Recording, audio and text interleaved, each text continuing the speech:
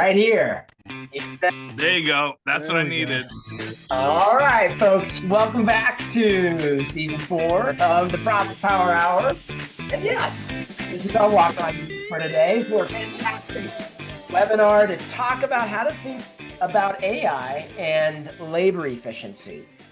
Generally, when we hear the word efficiency, we immediately think doing things faster, doing less. But we want to switch that paradigm up a little bit. And we think labor efficiency is actually more about doing more than doing less. Episode 8 of season 4. Welcome, everybody, to a great panel. I'm so glad to have some famous folks in the house today. We like to keep it with the rich and famous around here. Wolfgang Croskey, president of Croskey Real Estate, co-founder of Crane.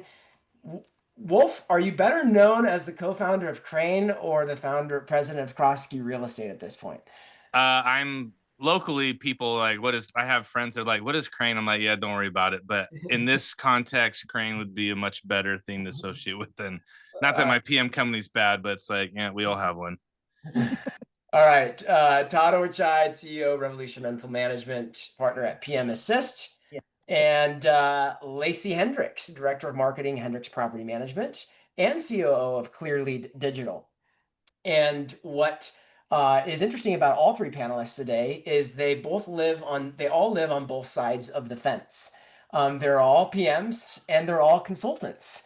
And so I think that's actually valuable because it means that they're in their own world and they're in other people's worlds as well. And I'm excited about the conversation that we're going to have today. I think it's going to be a fantastic topic, and clearly a lot of you do as well, since we've got over 100 live already. And then there's me, Chief Strategy Officer here at Profit Coach. We help property managers expand their entrepreneurial freedom by building highly profitable, self-managing companies. And you all know what the next slide is. Now, I haven't been hosting one of these webinars in a while, so I haven't had the opportunity to do this since our 5th child was born. But here's the new family picture with the new little guy, Hudson Neil Craig, right there in the middle. All right, happy to be husband to Megan and dad to these 5 kids. We're going to definitely keep this interactive. If you guys have questions, please throw those in the chat box, so that are actually in the Q&A box, so that we can be sure and get to those. But of course, we welcome lighting up chat as well. And just in general, if you have disagreements with Todd at any point in the webcast, chat is definitely the place to put those, because if you know Todd, he's pretty nice in person, but man, behind the pen, it's another story. So definitely recommend chat for dissent. Okay, as always, we are here to facilitate a transformation in mindset, help you move from operational and financial fog to clarity, and from gut-based decision making to very clear, predictable, forecasted, data-driven success. And so as we think about the topic of AI today, we are going to do so once again through a financial lens, and we're going to correlate it specifically to the topic of labor efficiency. Obviously, a very clear tie-in there, but we want to bring out some nuance that may lie a few layers below the surface. Are you ready? Let's get some, claps in the house. All right, here we go. We're going to talk about how you're using AI. And if you could go ahead and thank you. I got a few claps there from one of the panelists. That was super kind of you. Throw up the first poll.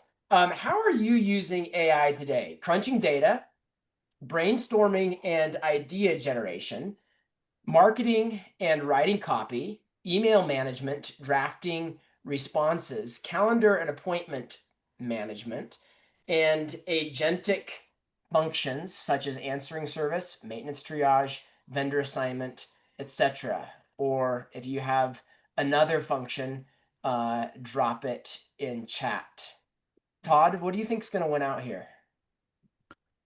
I'm guessing copywriting. Yep. I'm thinking almost everybody is probably using it at that for that so far. Lacy? I would agree. Okay, Todd, what's your number? What your top 2 uses in Sorry, Wolf, what are your top two uses in Croskey Well, Real? since I have to disagree with Todd because that seems to be the opening theme, no, I'm going to say for us, data crunching and brainstorming are me personally. The marketing, the email, the calendar. Like if you're not already doing that, you're missing the easiest lift as far as like some AI out there. Like those are such easy things to do, but the crunching data and brainstorming I think is great for company owners. All right, let's go and throw up the results here. And I appreciate Andrew. Really don't use AI presently. That's why I'm here. You've come to the right place. Thanks for being transparent. And we've got some results. You guys were right. Marketing and writing copy at 73%. This looks like second place is brainstorming and idea generation. Email management third, crunching data fourth, agentic functions 20, and then other is 7%. And a few other, well, one response was from Chapin, automation architecture. So that's interesting. Using AI to actually build the systems themselves. Okay, let's move on. And that's a good baseline for where we're at with today's audience. We're going to talk about AI. Is it a cost cutter or value creator? Either or. I always like to give the false dichotomy to kind of lure people into the discussion. We're going to talk about 3 Ps of labor efficiency, AI, well, and the 3 Ps specifically are pricing, productivity, and pay, and we're going to correlate AI to each one of those. Talk about the uses of AI and how to measure AI's impact. Let's dive right in. And I want to just have a little bit of opening discussion on this. Is AI fundamentally a cost cutter for you and your business, or a value creator? And to get that conversation started, let's throw up another poll here. What is your default mindset when thinking about AI in property management? Now, there's 4 options up here. And in some ways, you might think of multiple of these options. But what I'm asking is like, what is your go-to? What's your gut reaction when you think of AI? Is it primarily to increase team productivity, replace team functions, increase client value, or you're still figuring it out? Lacy, where do you land on this one? So far I've used it to replace team functions, Mhm. which I guess that does equal cost savings, but Yeah. Yeah. Okay, sweet. Todd? I definitely think of it more as a productivity enhancer at this point. I think long term, there's could be good opportunities for replacing team functions and kind of reducing headcount, but I'm going to be the probably most AI skeptical person on the panel today. I don't think it's there yet, at least for my comfort.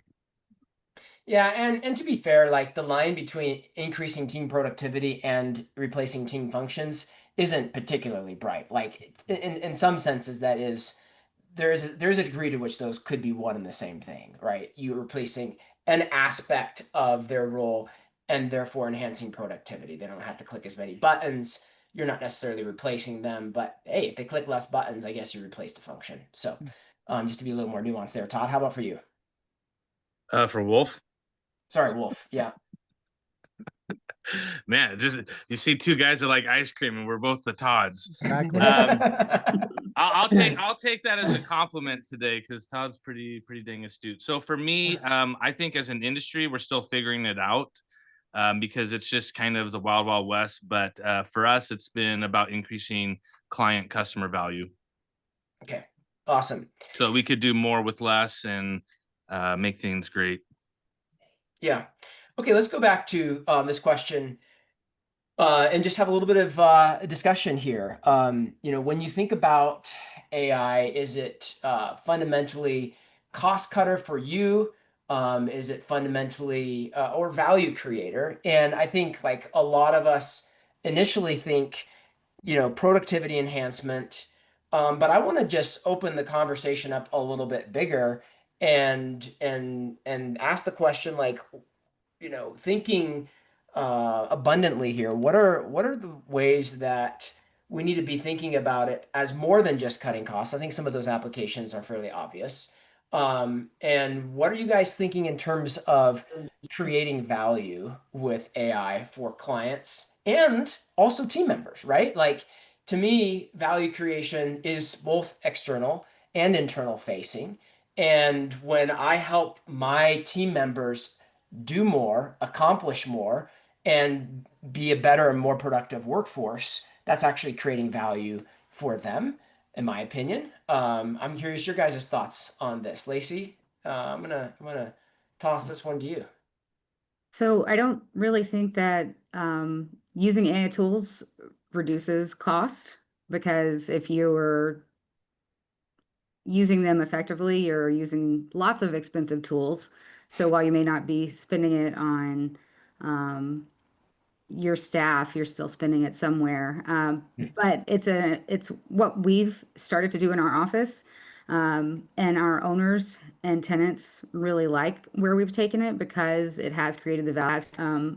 We used to physically mail out lease renewals, and we don't have to do that anymore. And it's all because of AI and automation. And we reduce postage cost. I mean, it's like $1 to mail a letter now. So, um, you know, it's brought our company into the future, and it shows. And it may be really nuanced from our owners and tenants' perspective, but the value really is there because it makes their lives that much more simple. So what I heard there, Lacy, was you're increasing value by making it easier for them to do business with you. Yes. And so while you're not necessarily doing more things, and maybe you are, and if you are, I want to hear about that, but you're lowering the friction of their interactions with you, which if you look at like the business value equation, that's certainly a huge part of increasing value is lowering the drag. Are there any specific ways in which you're like doing new and better things for them? New and better things. We, that's a hard one. We're really focused right now on getting our core processes running as efficiently as possible. Yeah. We're constantly looking to add value, but how that relates to AI, I can't. Sure. It's it's in process. Mhm. Wolf, how about for you? Where do you land on this one? Yeah, so it's definitely for us value creator, because I, as much as I love AI and tinker it, I think, the people that are quote unquote being replaced by AI, they still got to provide a living for themselves and their families, right? So like that's a whole interesting topic. And people say, oh, but in the Industrial Revolution, when the car came out, look, there was still jobs. Yeah, it's because somebody still needed to drive the car. Todd and I went and got ice cream. There was no freaking driver in the car. So like the job is gone. So it's going to be pretty interesting. So for us, it's more about how do we create value. And what we're doing is we're trying to be able to predict maintenance costs for the upcoming year so their owners aren't surprised, because we've yet to meet an owner that truly disagreed with the work that needs to be done in the house. They just didn't like the surprise. They weren't ready for it. So using AI where we can look at the make, model, and serial number of appliances and HVAC and water heaters to then determine, like the lifespan, a maintenance schedule, but then being able to predict, like, look, this is probably at its 75% lifespan. You probably should plan for it this year, or if we're doing a turn that year, look, flag it and put it in there. And could you do that without AI? Yes, but doing those things at scale with hundreds of units becomes really like you forget, or you're going to hire somebody just to do that. So that's what we're working on right now, is how to use AI to predict maintenance costs for our owners so that we can be better managers of their net operating income. So Lacy talked about ease of doing business. I'm going to put what you talked about in the bucket of insight. Mm-hmm. And anything else, Wolf, that you are using AI to create value with? As far as with our tenants, I think the one we haven't used a lot of AI in regards to tenants, but one way that we've been able to help value is how do I say this nicely?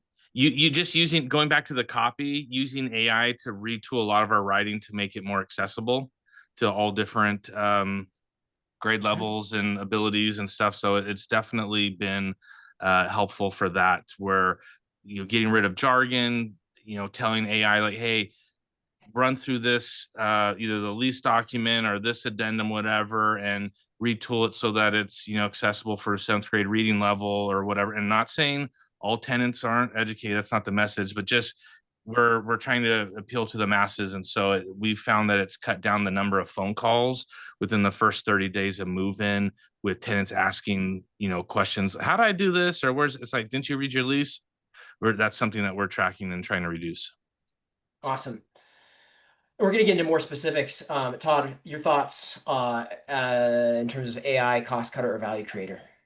Yeah, I mean, I think, like I said, I mean, right now I think it's more of a value creator, and I mean, a perfect example that we're using is we're with Blanket. We were one of their original beta testers, so we've been working with them for a while. And what it really does for us is it's going out and pulling all the owner's financials in, and it's able to use AI to actually predict what the performance of the property is going to be. But not only that, it'll actually make recommendations. So, it'll say, this property might not be a good rental property to have. Maybe you should 1031 exchange this and replace it with something else. So we're able to actually go to owners and provide that sort of asset management type level advice without us having to sit down. Because I mean, in the old days, we used to have to go in and spend an hour on a spreadsheet to crunch all that data and figure that out. And then somebody that had a bunch of experience would have to come up with a recommendation on what to do. It had to be a licensee.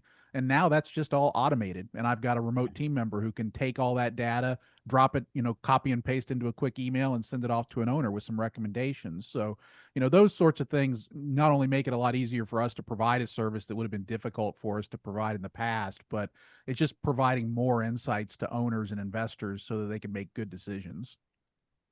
Okay, great buckets. Ease of doing business, insight, asset management. Again, we're trying to equip you with how to think about AI in your business. Those are 3 buckets for some further ideation. I'm sure we'll dig into it a little bit more as we go along.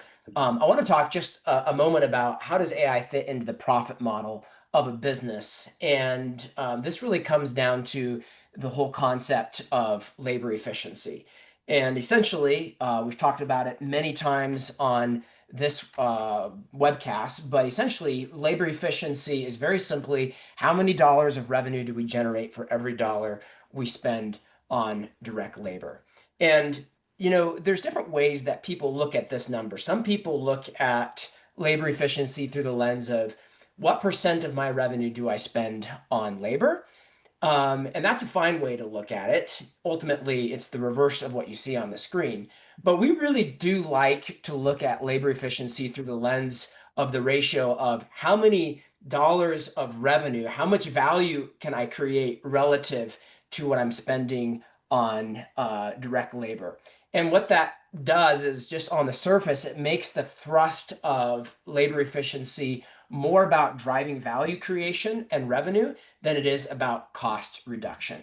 At the end of the day, cost reduction is a finite game. You can only reduce your cost to 0, whereas value creation and revenue creation is, in a sense, an infinite game. And so what we're talking about here is, all right, if that's the case, then what are the ways to drive labor efficiency? Why does labor efficiency matter? It is the #1 financial metric that correlates to profitability in a business. As profitability goes up, or as labor efficiency goes up, profitability typically goes up right along with it.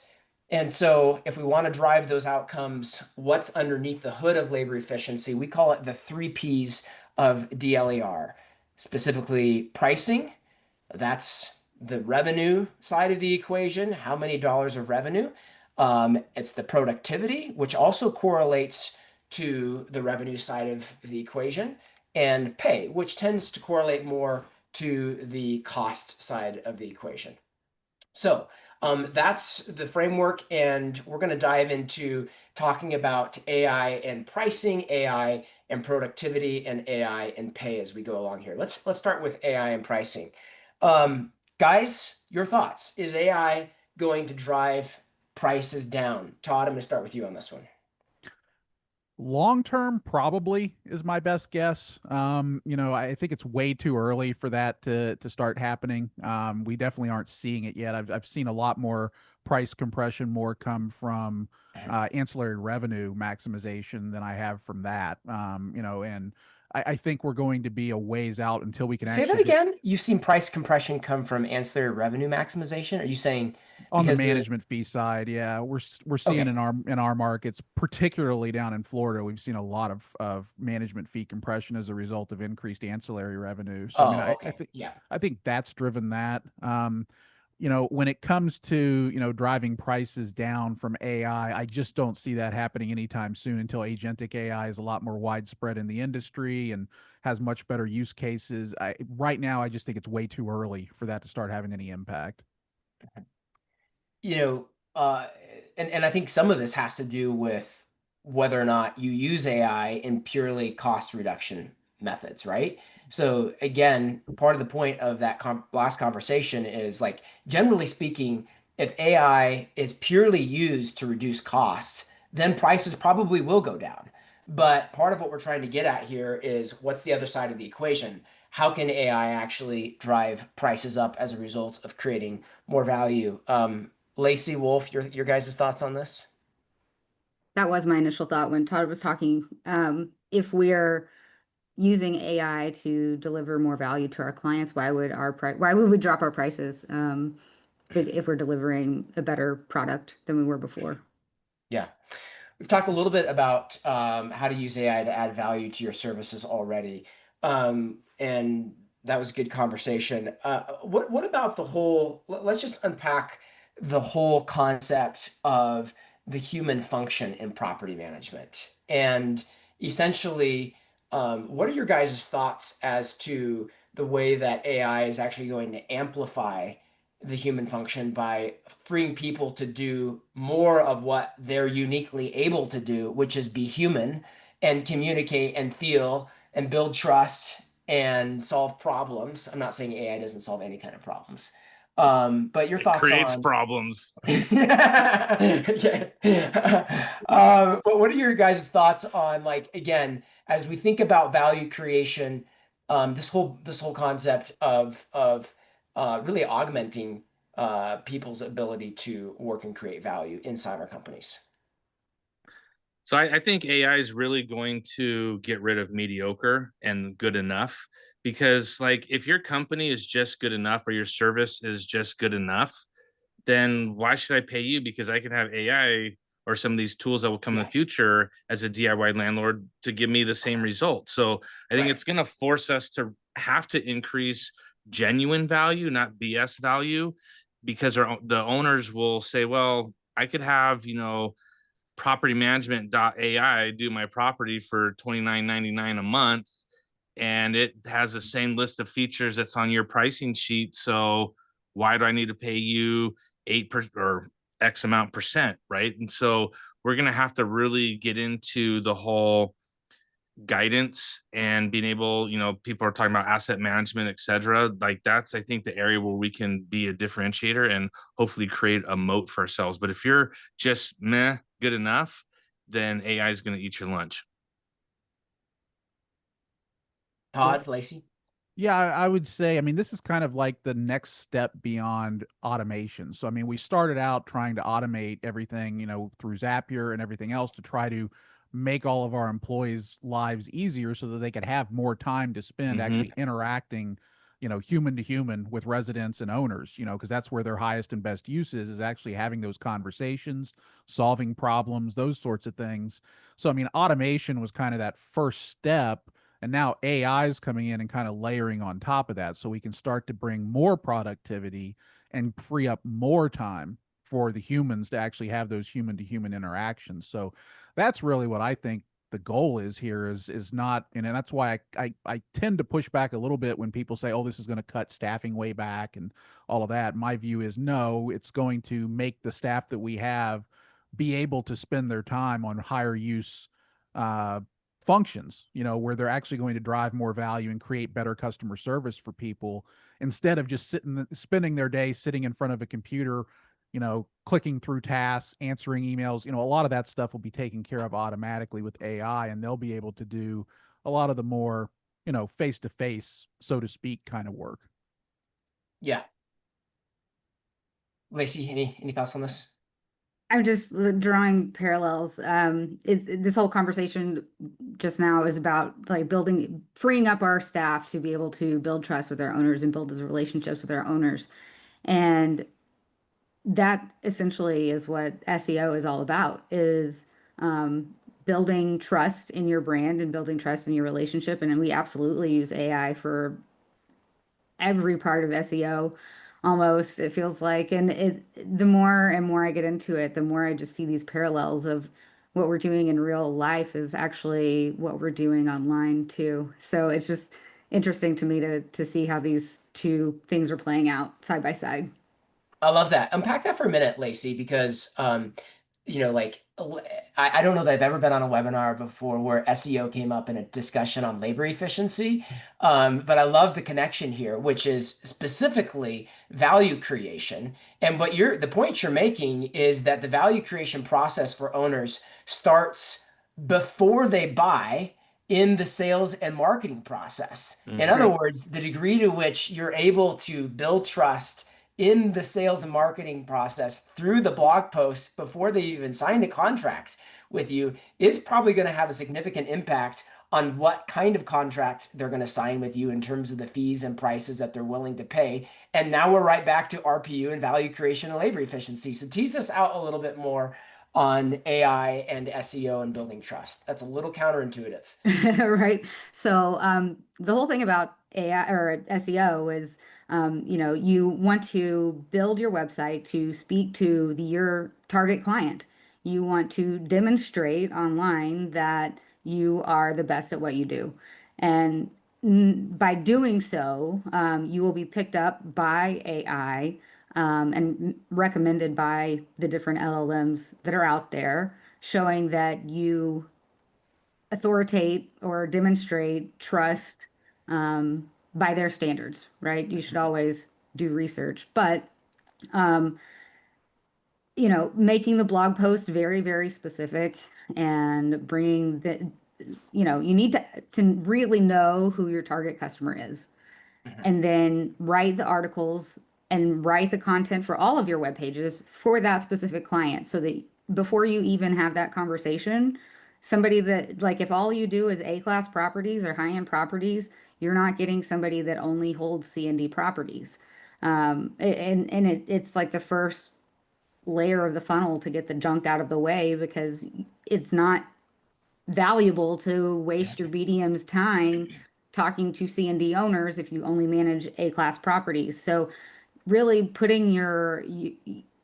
matching the content to what your client looks like does all the things that you need to do for SEO. And using AI for SEO, you can use it to build content, but you should also be using it to like researching how to get into the LLMs. So there's a plugin called ChatGPT Path that you can install in your Chrome browser. And you open ChatGPT and you put in a prompt that you think that somebody is going to use to find you. So like, say I want to find the best property manager. So go to ChatGPT, I put in show me the best property managers in Atlanta. And so this plugin will actually give you the queries that it goes through and the sources that it's citing. The plugin will deliver that report to you so that you know what other related keywords and what other things it's relating to the query that you put in. So it's a very efficient way to do keyword research, to figure out your target market. There's tons of beneficial ways that you can do that. And the plugin's called Chat GPT Path. So that to me is worth its weight. Thank you very much, Lacy, and for giving us some of those specifics. But folks, again, the thing to underscore and what Lacy said there is that this value creation side of the labor efficiency equation is going to be largely determined by the trust you can build in the sales and marketing process. And speaking specifically to your niche customer, your target client, is a huge part of that, and doing so in this context of large language model specifically. So thank you for that, Lacy. Let's talk now a bit about the whole concept of productivity and AI. And guys, how is AI helping your property managers today? Todd? I mean, in a ton of ways. I mean, everything from simple things like writing marketing descriptions, that's all automated for us now. Nobody has to do anything like that. Um, a perfect example, one of my consulting clients, this is more high level, but he's actually developed an AI system that will pull all of the data from an inspection that he does. So they go out and do a move out inspection. I can't remember what software they use, whether it's Rent Check or Z Inspector, but they're using one of the typical systems, and he has that feed into an LLM that then he's used. I can't remember whether it's Replit or which one it's doing, but he's used it to program this interface where it will take all that inspection data and then create a quote for that rent for that turnover.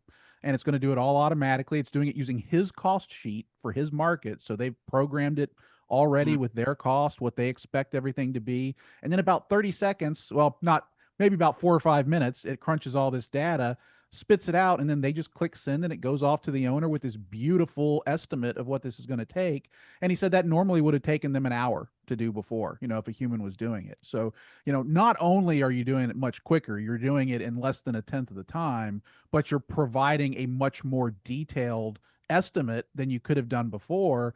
And he says what he's seen is it's always within $500 of what it actually comes out to be in the end as they've tested this. So even the accuracy of it is better than what they were generally doing with a person. So those sorts of things you can do are going to be incredible as people start to roll them out. Obviously, it's a lot more complicated right now. He's very techy. He's able to do that sort of thing, but as time goes on, that's going to become easier and easier for all of us to do.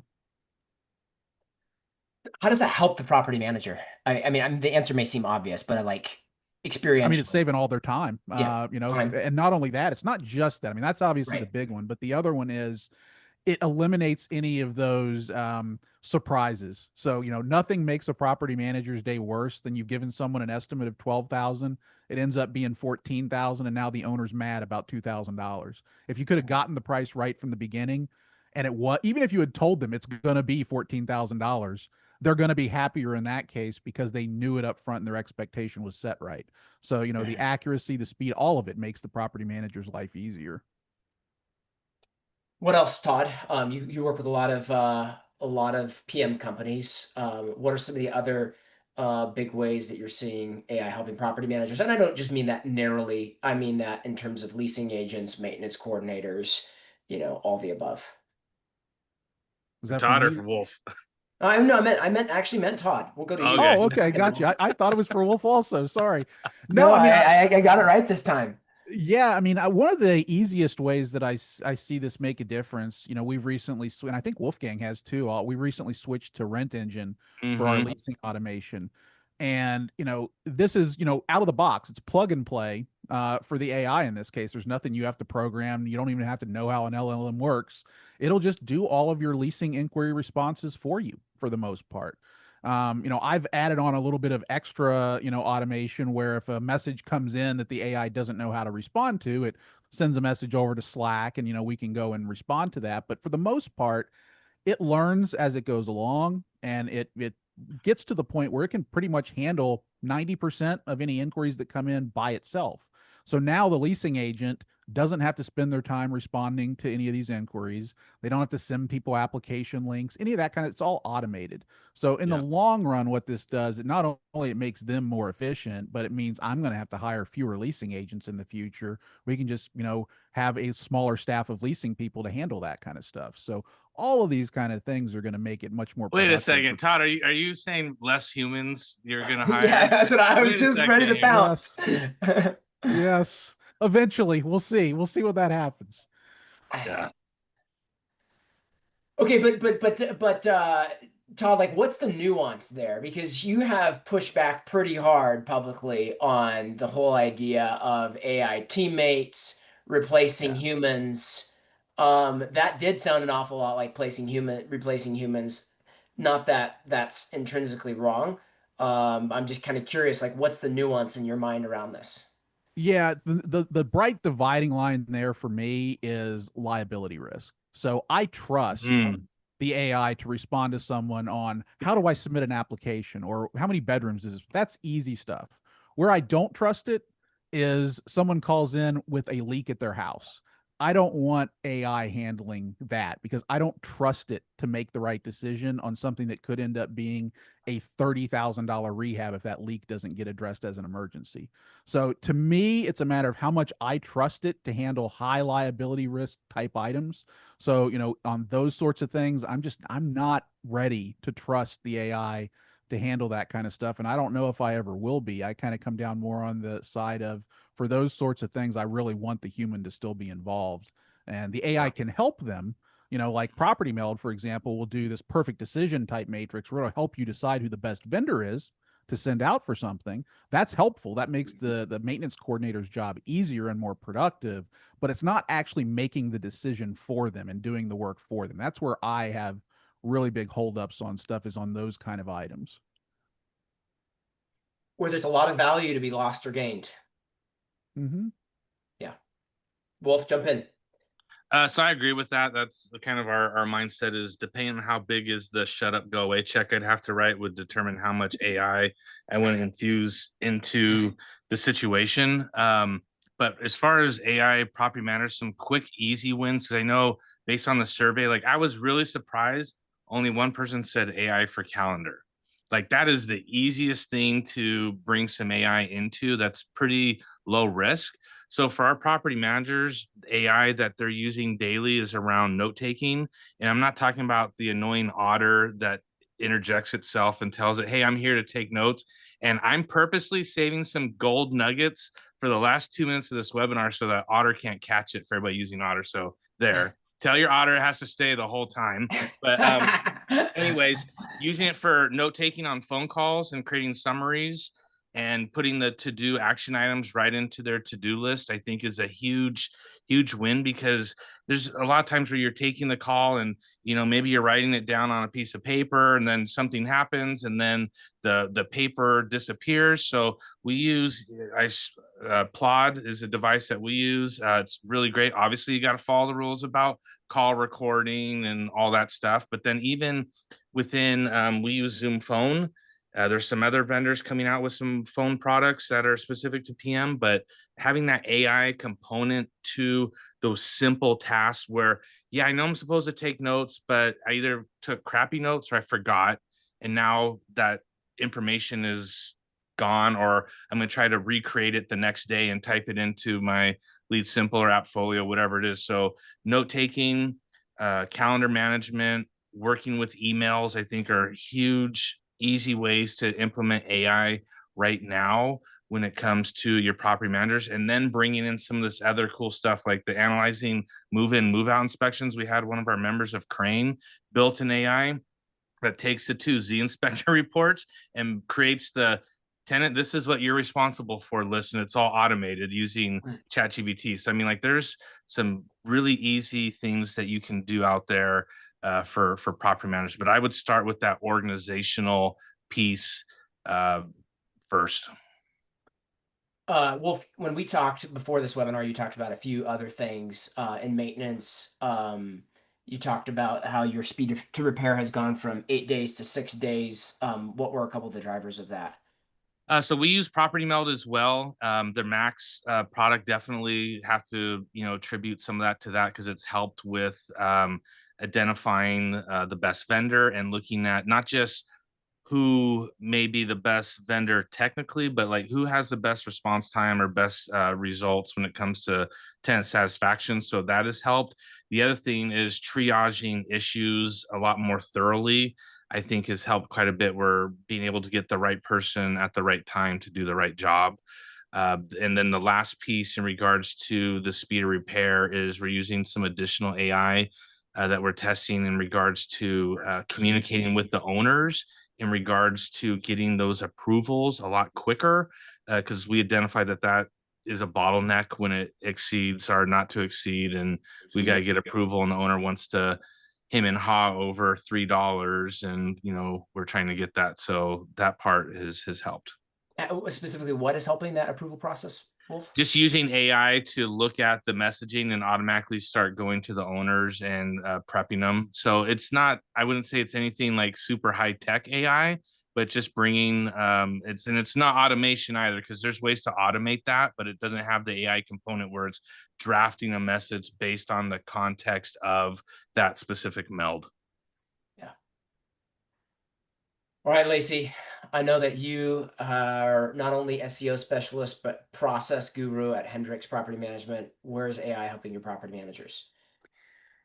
I've been thinking about this, how I could answer.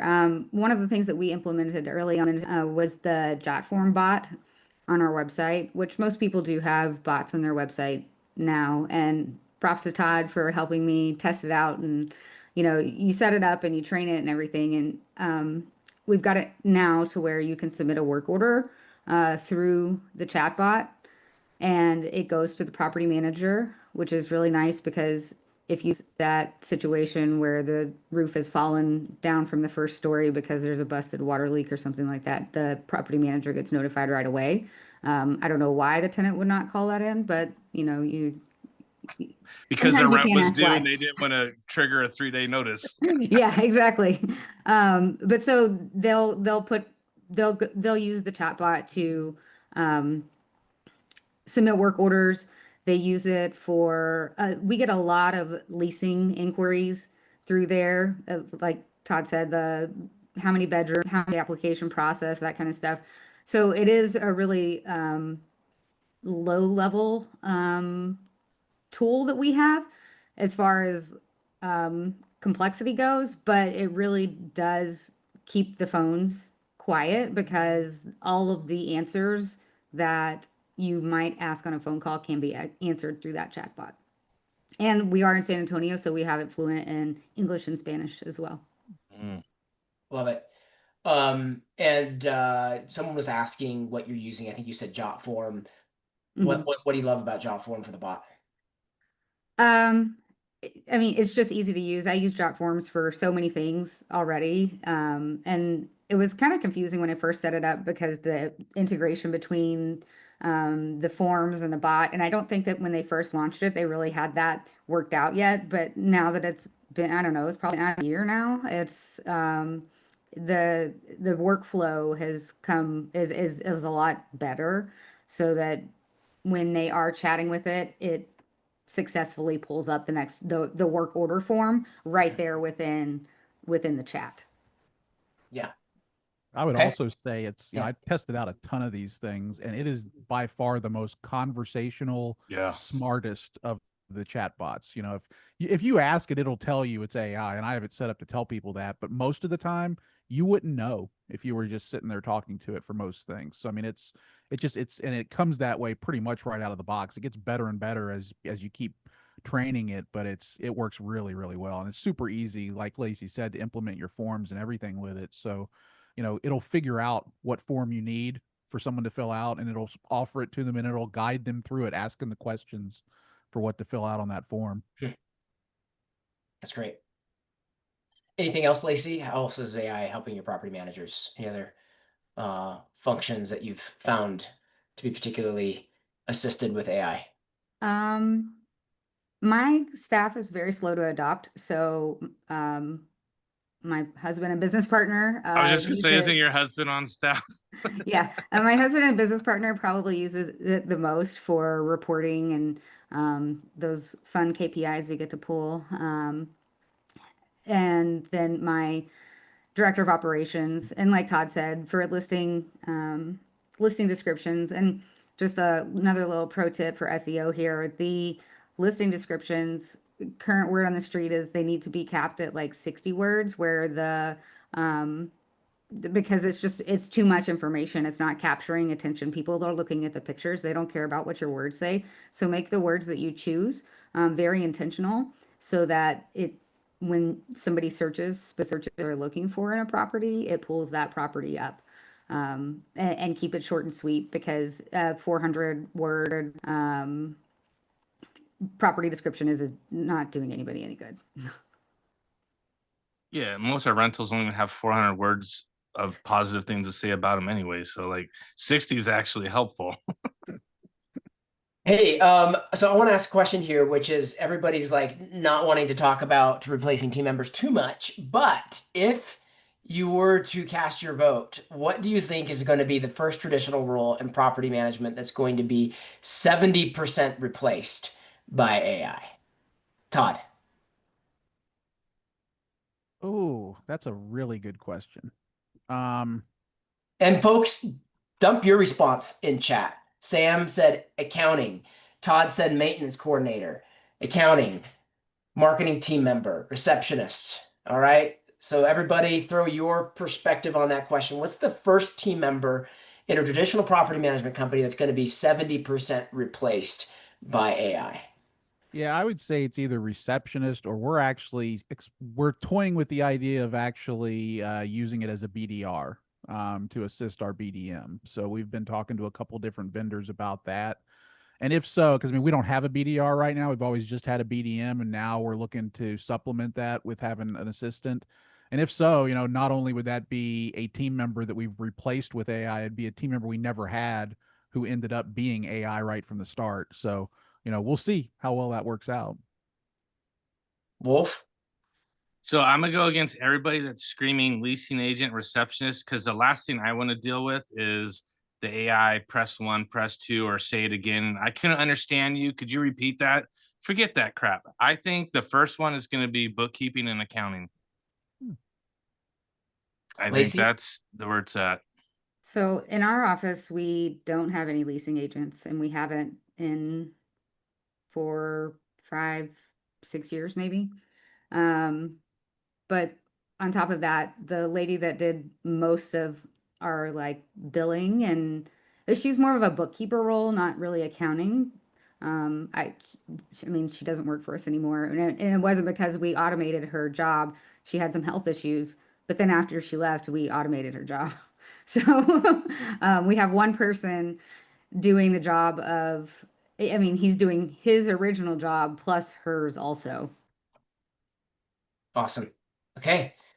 Good feedback. Appreciate the input, everybody. And we're going to talk about AI and pay and compensation, how it impacts team member compensation, and then other uses of AI. And then lastly, how to measure the impact of AI in your business as we start to wrap up here. I want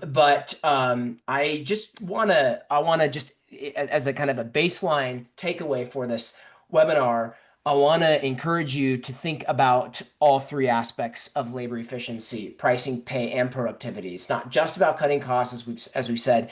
It's also about value creation in those buckets of insight, ease of doing business, and asset management, and also improved productivity. And I think the companies that are going to be successful are going to do a couple of things. They're going to find a way to use AI to do all three of these, impact all the levers of labor efficiency.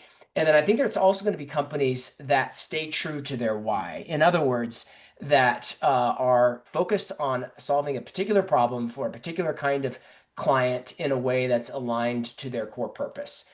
For us, that's helping people become and achieve more than they thought possible. So this is certainly at Profit Coach, this is going to guide the way that we do business. It's core to us because We're trying to follow out Jesus' command to love our neighbor as ourselves. And so this is going to be a guiding purpose, a guiding light for us in terms of how we use AI. What's your why? What's your company why? What's your unique selling proposition?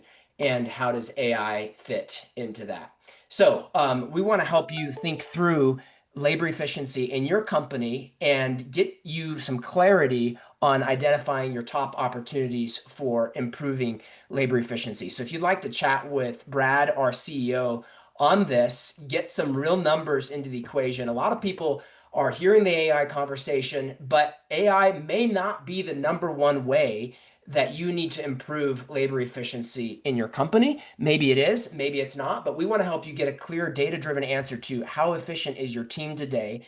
What is the actual bottleneck in terms of your labor efficiency? Maybe it's not what you think. And then we want to help you identify your top opportunities for improving labor efficiency, including AI opportunities to create then a prioritized plan to take action. What I mean by that is, all right, if you want to improve profit and you want to improve labor efficiency to improve profit, what are going to be the quickest wins, the biggest wins in terms of improving labor efficiency? Where are you going to get the most shift in labor efficiency in order to then drive that bottom line? So if that would be a value to you, you can just say, yeah, I want to talk to Brad on that poll, or you can scan that QR code on the screen as well. And we'd love to dig into this conversation a little bit more from a data-driven perspective with you.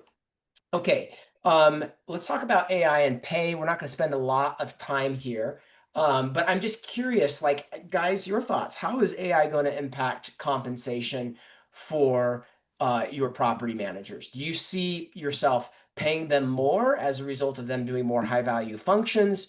Do you think that it's going to simplify jobs so much that you're going to be moving your team to more global talent? And therefore driving down compensation? Is it all going to hold steady?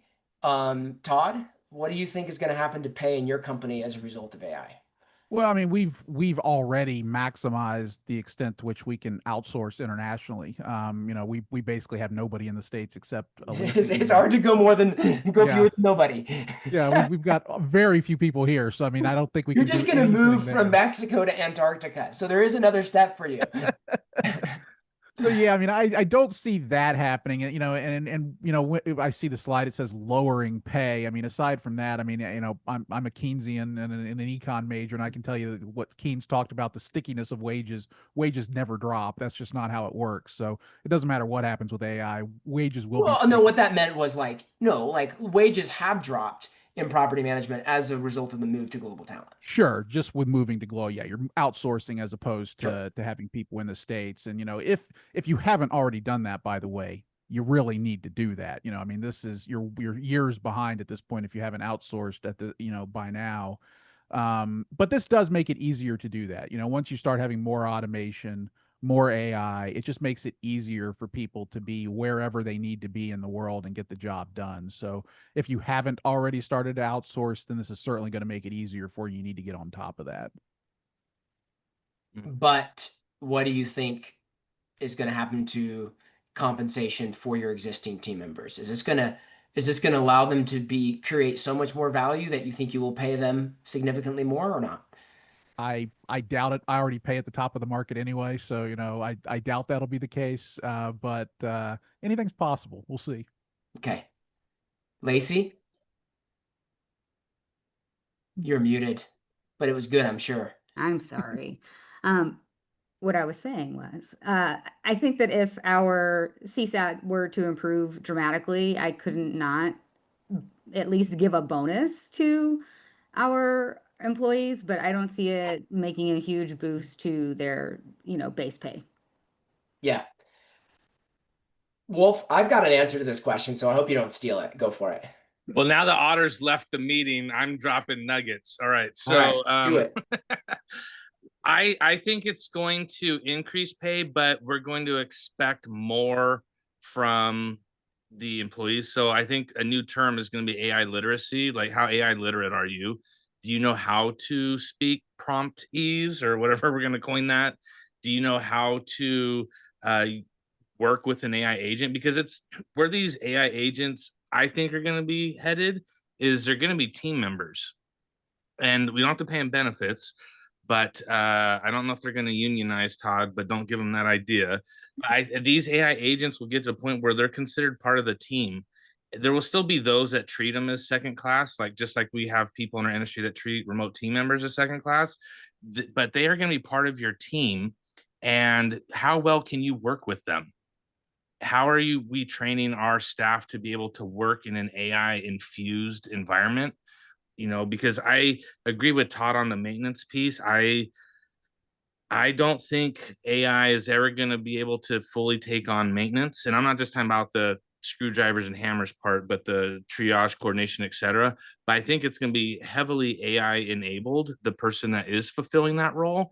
And so how well can you do that? What experience do you have working with AI agents? And so those who have those skills that can either prompt or that have worked with multiple agents or maybe have built their own agents, whatever, they're going to be worth more. And the company is going to want to attract that type of talent. Is this where the gloves come off, Todd? He just said they're going to be your teammates. Yeah, I'm not thrilled with that idea, I guess. Clankers aren't on the same level as us, I would say.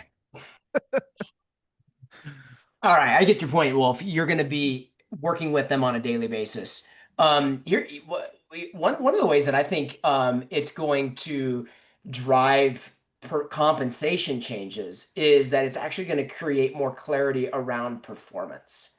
And I generally tend to think that with AI, there will be more data-driven visibility on each team member's performance, and it's going to open up the way for more sophisticated and accurate models of performance-based compensation, such that true output is going to be rewarded more than just a standard flat hourly rate. That's kind of my guess as to how AI might impact compensation and pay. Are you saying AI agents could put team members on a PIP?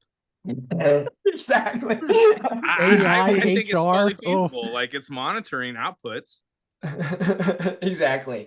We've already talked a lot about a bit of this, but I want to kind of land here. How are you guys as leaders using AI in your executive functions? We've talked about how it helps property managers. Todd, or rather Wolf, when we were on the call before this, you said, I think the person that's getting helped the most in my company is me.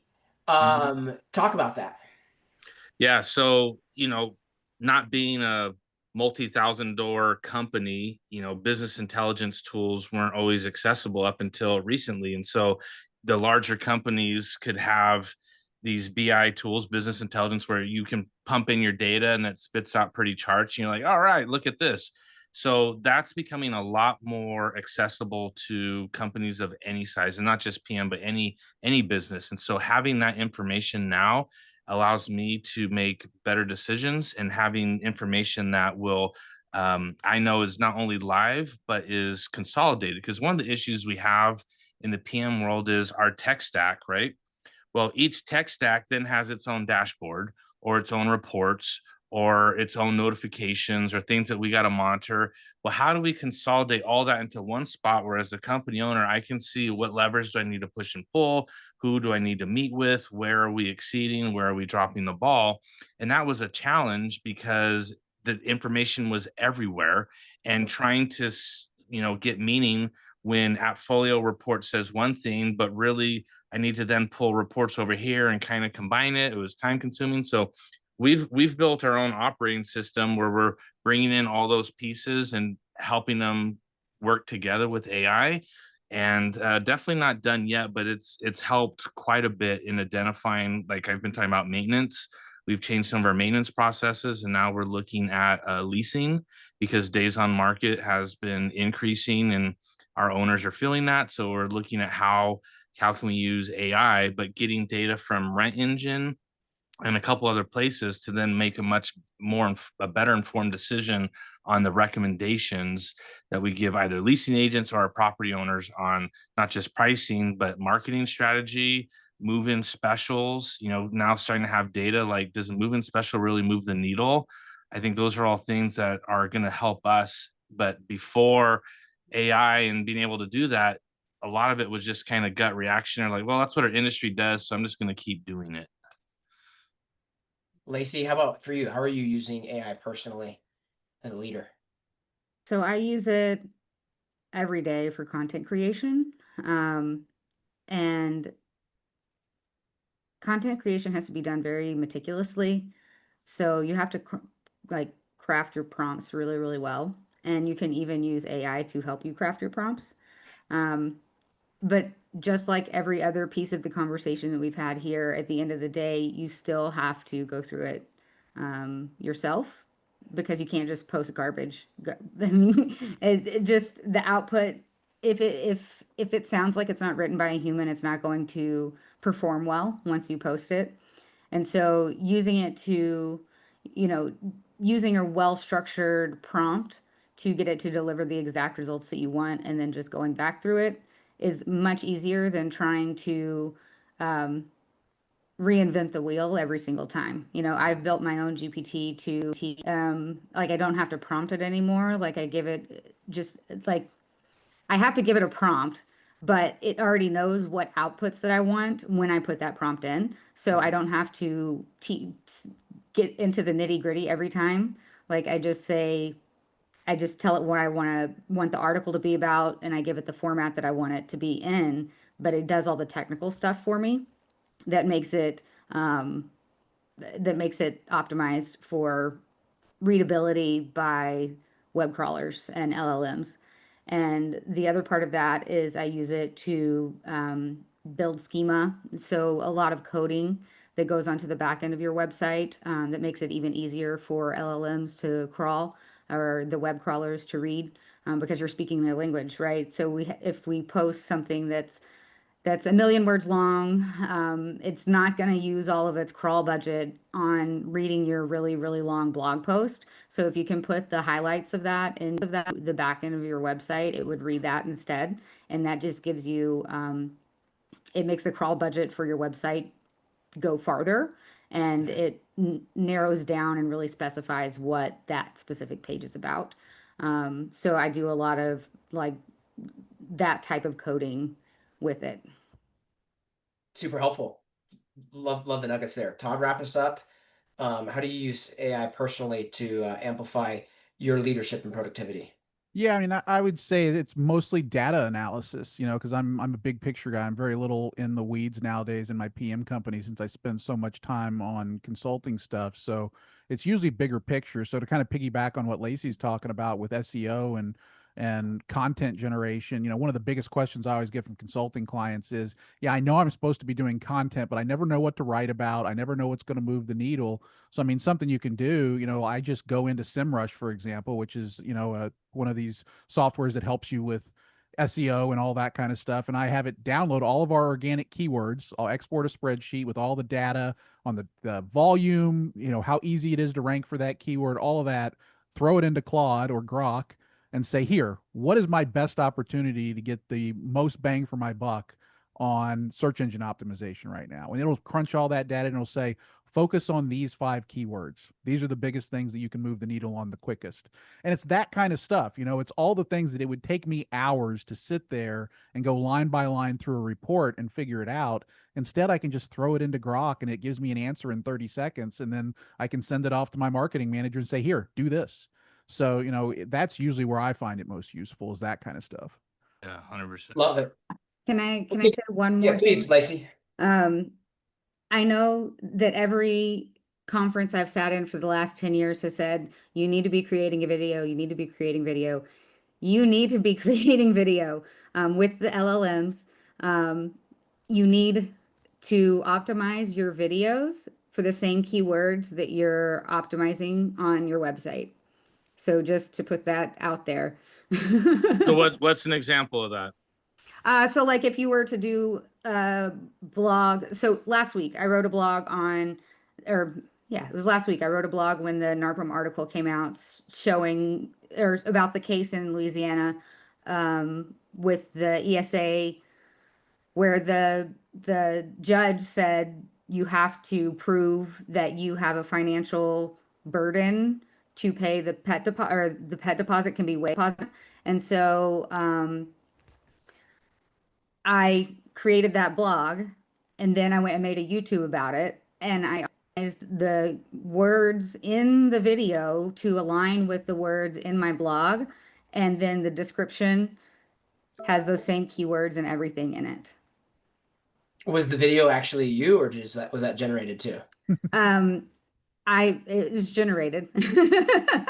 Okay. I used it's a tool by Google FX, like just the letters FX.